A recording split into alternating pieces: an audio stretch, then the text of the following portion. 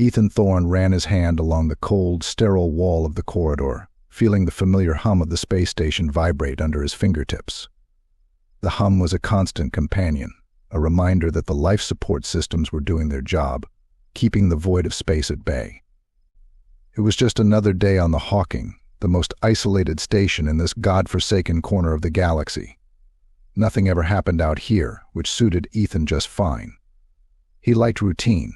He liked the predictable hum of machinery and the steady routine of maintenance checks. But today, something different loomed in the silence. The tension was palpable, like a coiled spring waiting to snap. Ethan could feel it in the air, a subtle shift that set his teeth on edge. He glanced down the corridor, seeing the familiar sight of his crewmates going about their business. There was Lieutenant Garcia, her brow furrowed as she reviewed the latest sensor readings, and Dr. Haynes, muttering to himself as he prepped the lab for the day's work. Just another day, or so it seemed. "Thorne," came a voice from behind him, and Ethan turned to see Captain Reynolds striding down the corridor, her expression a mix of excitement and concern. She was a tall woman, her frame almost filling the narrow passageway, and she had the air of someone who had seen everything the galaxy had to offer, and then some. "Captain," Ethan said, nodding. "Something up?" "We've got a signal," Reynolds said, her voice low. "An old ship, drifting into the outer marker. Could be salvage." Ethan raised an eyebrow. "An old ship out here, this far from the shipping lanes?" It was unusual, to say the least. Any idea what kind of ship? Reynolds shook her head. "Not yet. Could be anything. That's why I want you and a team to go check it out. Take Garcia and Haynes with you." Ethan nodded, already feeling the weight of his gear on his shoulders. "Understood. I'll get suited up." As he made his way to the airlock, Ethan's mind raced. A ship out here, abandoned and drifting. The Hawking was supposed to be alone, a solitary outpost on the edge of known space. But now, with this new discovery, the station felt smaller, more vulnerable. A shadow of dread lingered at the edge of his thoughts, but he pushed it aside. There was work to be done. The alien ship loomed in the darkness, its hull scarred and pitted by time. It was an old design, something Ethan didn't recognize, which meant it was probably ancient. The kind of relic that collectors paid good money for. Ethan guided the small shuttle closer, the station's lights casting long, twisted shadows over the derelict. "Easy does it," he muttered, more to himself than to his crewmates. The shuttle's thrusters fired in short bursts, nudging them into position next to an airlock that looked as if it hadn't been used in centuries. Garcia tapped a few commands into the console, her eyes glued to the readouts. "Atmosphere readings are stable. Low oxygen, but we can manage." "Good," Ethan said, unbuckling his harness. He stood, grabbing his helmet from the rack above. "Let's see what we've got." The airlock opened with a hiss, stale air rushing out to meet them. Ethan stepped inside, the beam of his flashlight cutting through the gloom. The interior of the ship was as old as its hull, covered in dust and cobwebs of wire. But at the center of the room, something glowed. Ethan approached the glowing object, a strange artifact sitting on a pedestal. It was roughly spherical, covered in strange symbols that pulsed with a sickly green light. The glow was mesmerizing, drawing his gaze, making his head swim. He felt a chill run down his spine, the air around him seeming to grow colder. "Thorne, what is that?" Garcia's voice was tight, uneasy. "I don't know," Ethan replied, reaching out a hand to touch the artifact. The moment his fingers brushed its surface, he felt a shock, like static electricity, jolt through him. He jerked his hand back, but the artifact continued to glow, its light growing brighter, more intense.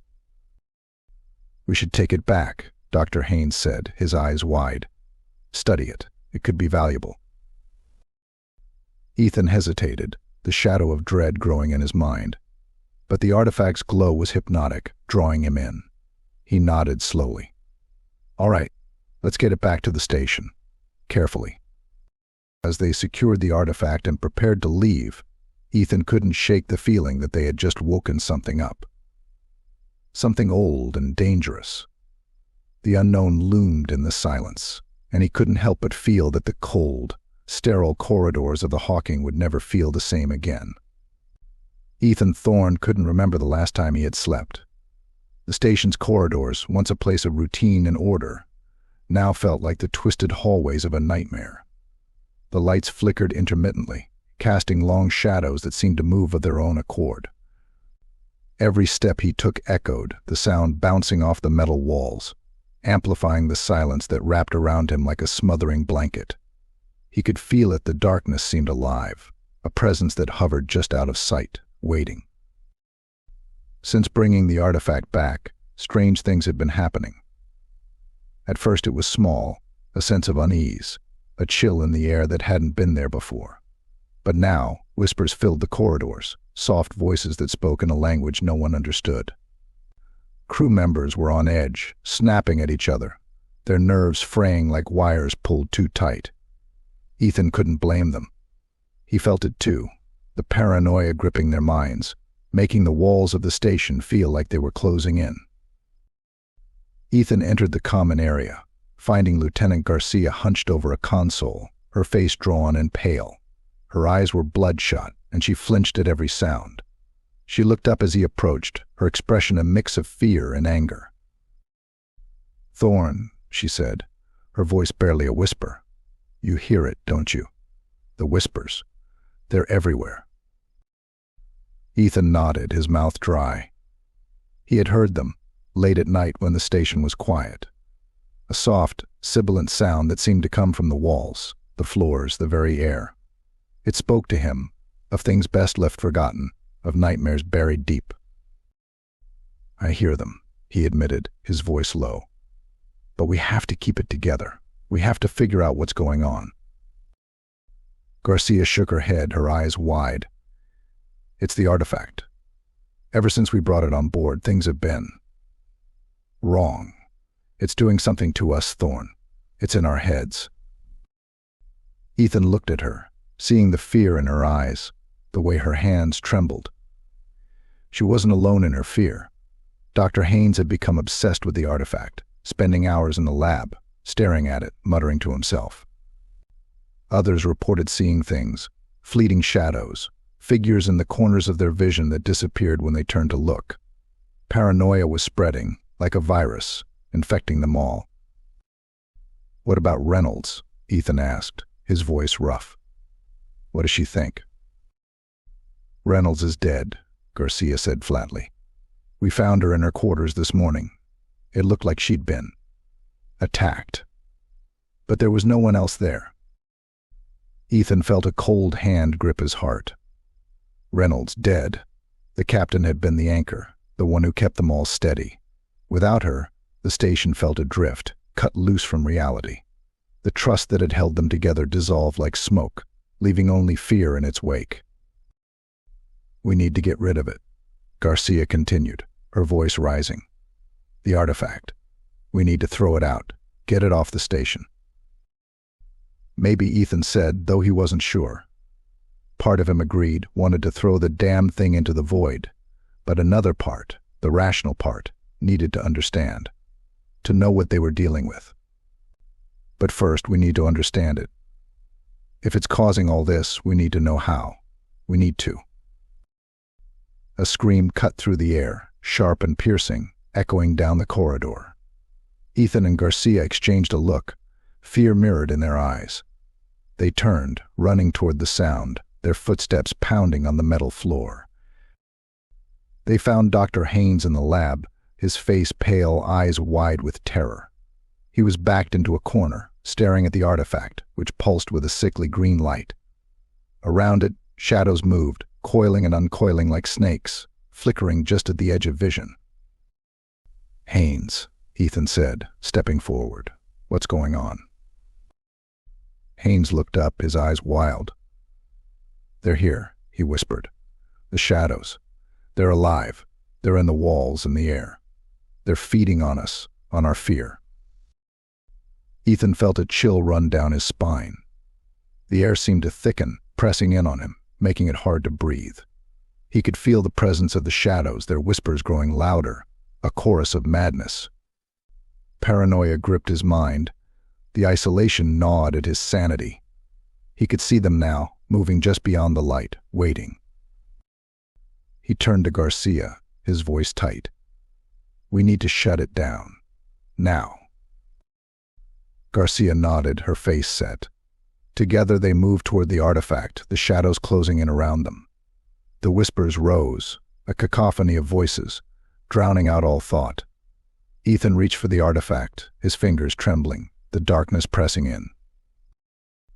And in that moment he knew the artifact was alive. It was feeding on them, growing stronger with every heartbeat. It was no longer just an object. It was a doorway, a gateway to nightmares, and it had been opened. Ethan Thorne moved through the darkened corridors of the Hawking, his every breath a ragged gasp. The lights had failed entirely now, leaving only the emergency backups to cast weak, flickering beams through the gloom. The station was in chaos.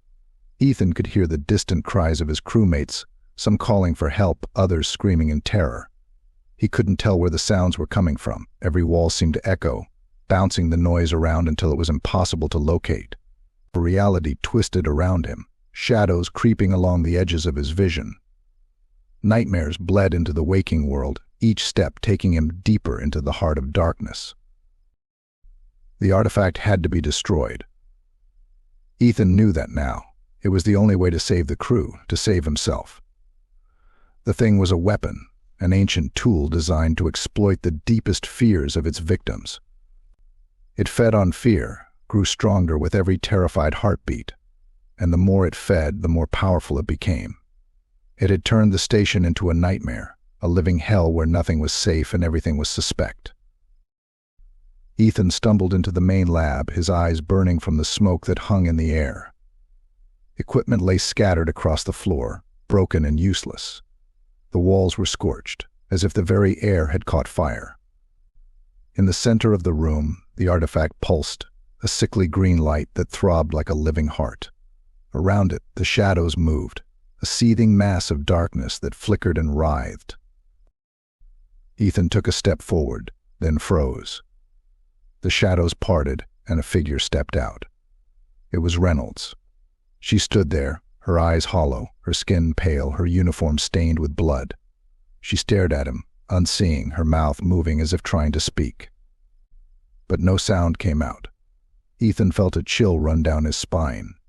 He knew Reynolds was dead. He had seen her body himself, cold and lifeless. This wasn't her. It was something else, something using her image, her memory, to torment him.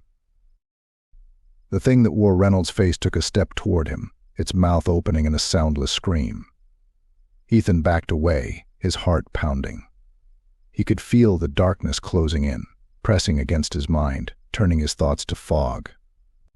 The whispers grew louder, a cacophony of voices, all speaking at once. They called to him, taunted him, promised him pain and suffering. They promised him death. "No," Ethan whispered, shaking his head. "You're not real. You're not her." The thing stopped, its head cocking to one side as if considering his words. Then it smiled, a slow, terrible smile that chilled Ethan to his core. The room seemed to shudder, the walls rippling like water. Shadows reached out, long tendrils of darkness that wrapped around his legs, his arms holding him in place. He struggled, but the shadows tightened, their grip like iron. He looked up, meeting the eyes of the thing that wore Reynolds' face. It was no longer smiling. Its mouth opened, and this time it spoke. "You can't stop it," it said, its voice a harsh whisper. "You can't save them. You can't save yourself." Ethan felt a wave of despair wash over him, the cold certainty of his own death settling in his bones. He was alone, trapped in the dark, with no way out. But then, something inside him snapped. Anger flared, a hot, fierce flame that burned away the shadows, the fear. He wasn't going to die here.